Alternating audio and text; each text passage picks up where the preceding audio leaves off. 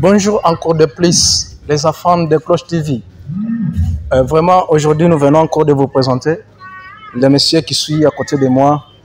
Ça fait longtemps Cloche TV ilikuwa namsherche par rapport na maevre yake ambayo tuko tunaona, tukasema pana leo inabidi tumtafute. En tout cas, merci. Ndugu jambo. Jambo sana. Mimi nakuona uko wa afya kabisa. Basi kwa neema ya Mungu tunazidi kuvumiliana. Naona kabisa kitambi kinatoka. Sawa. Unaweza ambia bafani yako jina yako ni nani? Kwa majina naitwa Vada maarufu kama Mwaga Sombe. Vada maarufu kama Sombe. Hiyo Vada ni jina ambalo lipangiwa na wazazi ama ni yako ya kazi ya R? Vada ni jina yangu ya wazazi, yangu ya kitofu. Alafu yangu ya R nikia kuiongeza sasa baada na naanza kuingia monde ya sinema. Maarufu kama Mwaga Sombe. Mwaga Sombe. Yaani wewe ni kimwanga. Tunamwanga tu, tunajua tena. Kazi ya kumwanga ni kumwanga. Basi bila kupoteza muda, tulikuwa tunapita siku kadhaa, tukasikia bafani yako banatuambia kama wewe ni mtu ambaye unaua gundi ya TPM. TPM haisikiliki tena, kuna ugomvi kati ya we na director Gerard na we director Vada. Tukasema leo inabidi tukutafute tujue kama hiyo ni kweli. Kusema kweli, TPM hayakufa. TPM hayakufa. TPM iko imara. Ila kulikuwa tu ka vurugu kadogo na tulisha karekebisha. Najua hapa kesho tu tunapaswa kuanzisha kitu. Najua TPM hayakufa, lakini kuna vita kati ya we na Gerard na we Vada. Ile kukua ni vita. Unajua sanaa ina mambo mengi. Na wakati unaingia mumonde ya sanaa, kunakuwa vitu tofauti vinakuwa vinapita ndani. Hata waimbaji wa muziki, wachezaji wa mpira, wa nani, ile koze kidogo haikosaki. Yaani ni kama mtu anapiga mboga alafu anaweka chumvi nyingi na mpitililia.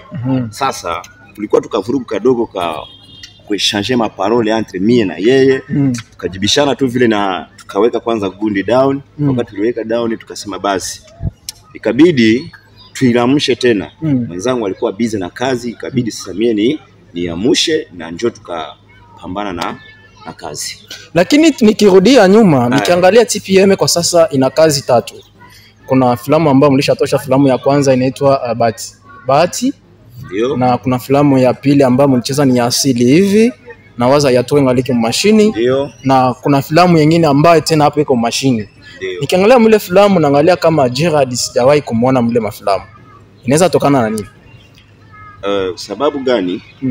Najua filamu ya kwanza ndio alishurutisha sinema ya kwanza. Alikuwa director, mimi nilikuwa assistant director.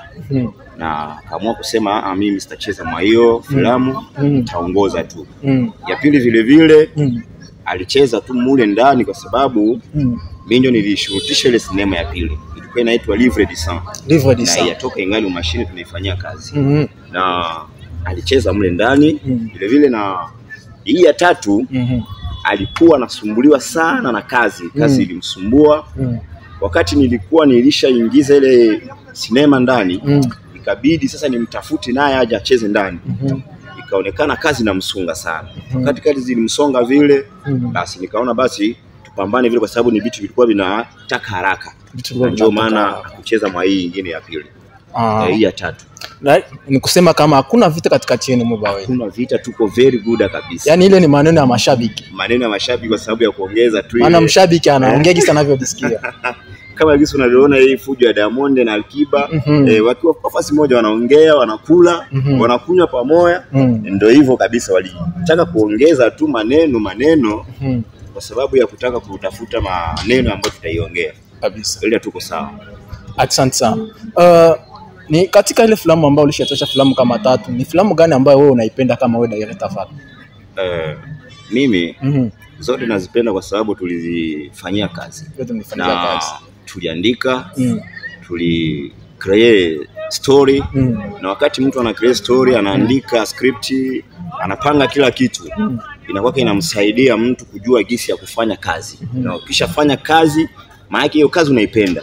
Inamaanisha hakuna mbaya ambayo mimi naweza kuichukia na hakuna asei kifanya kwa sababu ya ukichukia.